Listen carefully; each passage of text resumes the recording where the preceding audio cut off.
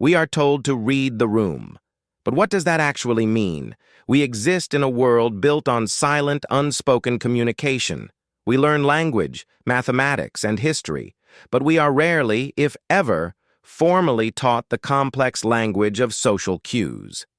This invisible script dictates our relationships, our careers, and our daily interactions, and most of us are missing the most important parts. Today, we're covering every social cue you're probably missing. Class is in session. 1. The flash versus the stare. Eye contact dynamics. Let's start with the most obvious, eye contact. You already know that too little eye contact signals insecurity or dishonesty, but you're probably misreading the types of eye contact. You're missing the eyebrow flash, a quick, almost imperceptible raise of the eyebrows. It's a universal sign of friendly recognition and acknowledgement. You'll see it when you pass a casual acquaintance. If you miss it, you might perceive someone as cold when they were actually greeting you. Conversely, you're missing the social stare. In a friendly conversation, eye contact is held for 3-5 seconds. When someone holds it longer, especially without smiling, it's not a sign of interest. It's a signal of dominance, intimidation, or a challenge. You're registering it as awkward when you should be registering it as a power play. 2. Directional feet, the body's honest compass.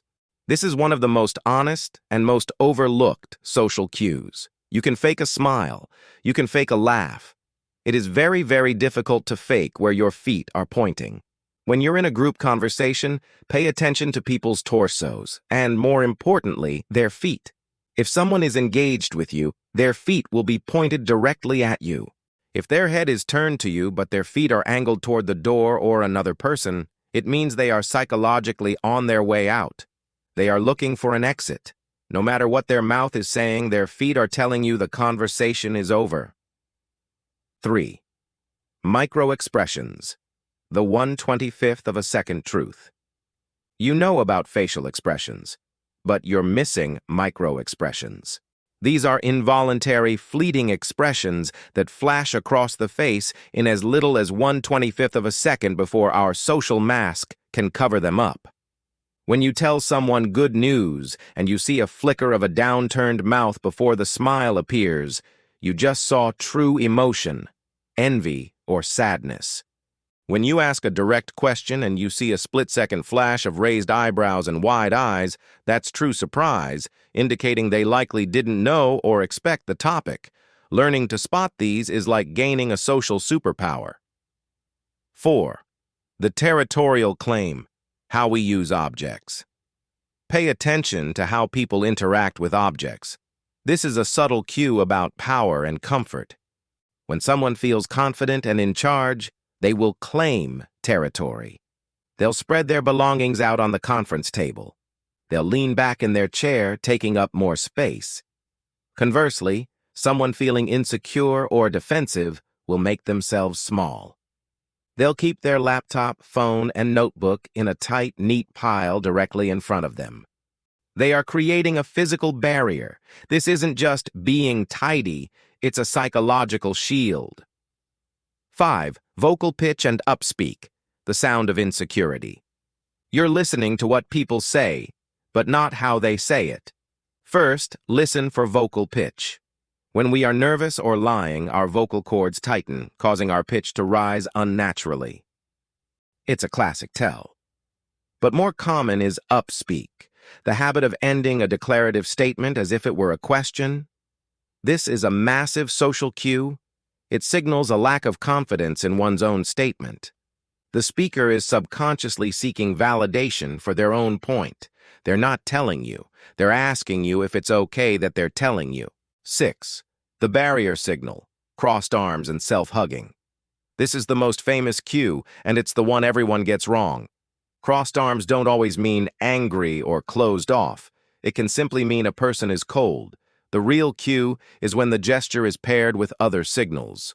Crossed arms plus a lack of eye contact and feet pointing away means I am not interested in this conversation. But the one you're really missing is the partial barrier. Look for someone clasping their own hands in front of them, holding a drink with two hands, or hugging a backpack to their chest. This is a self-hugging gesture. It's a form of self-comfort and a major sign of anxiety or feeling overwhelmed. 7. The echo effect, the test for rapport. This is called mirroring or isopraxism. When people feel a strong connection or rapport, they will unconsciously mimic each other's body language. If you shift your posture, they will shift theirs. If you pick up your drink, they will pick up theirs. You can use this. If you're in a conversation and want to gauge the connection, subtly change your position. Lean on one elbow. If, within the next minute, they find a way to do the same, you have built genuine rapport. If they don't, you're not on the same wavelength yet. 8. The last look, the true point of interest. This is the final and most powerful cue.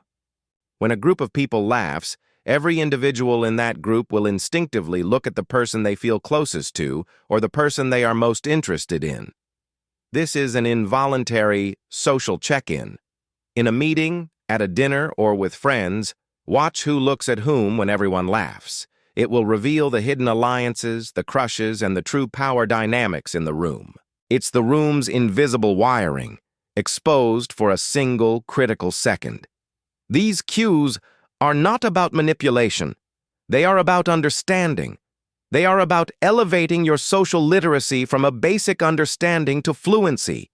The people who navigate the world most successfully aren't the loudest. They are the best listeners, and they understand that most of what is being said isn't being spoken at all.